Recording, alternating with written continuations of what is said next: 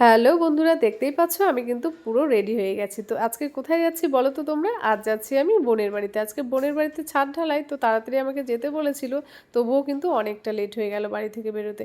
তো একটা বাস পেয়েছি, সেই বাসেও দেখো না সবাই ঝুলতে পড়তে সবাই মিলে গেলাম। আমার ভাই ভাই বউ, এদিকে আমার ছেলে।